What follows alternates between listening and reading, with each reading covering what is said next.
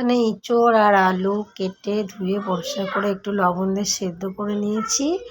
আর সঙ্গে নিয়েছি 3টে গোটা ডিম। ডিমগুলোকে ফাটিয়ে নেব। আজকে রান্না করব ডিম দিয়ে ইঁচড়। এইখানে মশলা করে নিয়ে তেলে গোটা জিরে তেজপাতা দিয়েছি, আর বেটে রাখা আদা জিরা পেঁয়াজ রসুন শুকনো লঙ্কা আর এক টুকরো টমেটো দিয়ে ভালো করে মশলাটাকে কষিয়ে নিচ্ছি। মশলাটা ভালো করে কষানো হয়ে গেলে ওতে দেবো ওই যে ডিমটা ফাটিয়ে রেখেছিলাম, ওই ডিমটা দিয়ে আবার মশলাটা ভালো করে কষিয়ে নেব। বেশ ভালো করে কষাবো।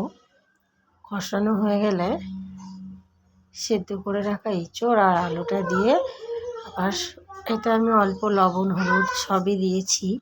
এর জন্য এইগুলো দিয়ে আবার সামান্য যতটুকু লাগবে লবণ হলুদ লঙ্কার গুঁড়ো দিয়ে ভালো করে কষাবো। নতুন বন্ধুরা যারা ভিডিওটা দেখছো লাইক কমেন্ট করে পাশে থেকো, আর চ্যানেলটাকে সাবস্ক্রাইব করে দিও। আমিও তোমাদের পাশে থাকবো। আর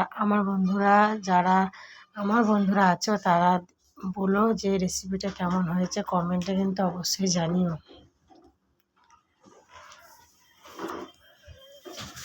ইঁচড় চিংড়ি তো আমরা সবসময় খেয়েই থাকি, তো ভাবলাম আজকে একটু ডিম দিয়ে রান্না করি।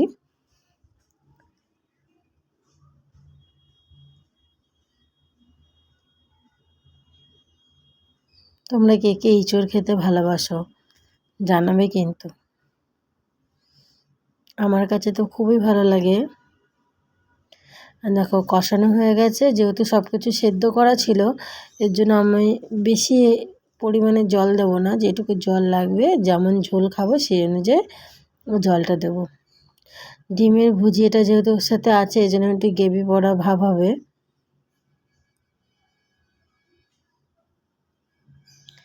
এবার ফুটিয়ে নেব, একটু গরম মশলা দিয়ে নামিয়ে দেবো।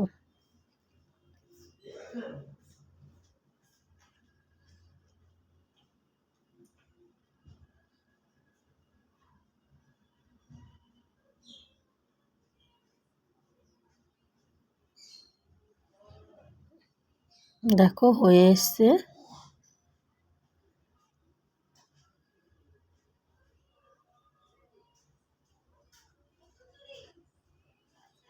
তরকারিটা আমি নামিয়ে নিয়েছি, দেখতেই পাচ্ছ কত সুন্দর হয়েছে, পুরো গ্রেভি পড়া হয়েছে ডিমের ভুজিয়াগুলো দিয়েছি বলে।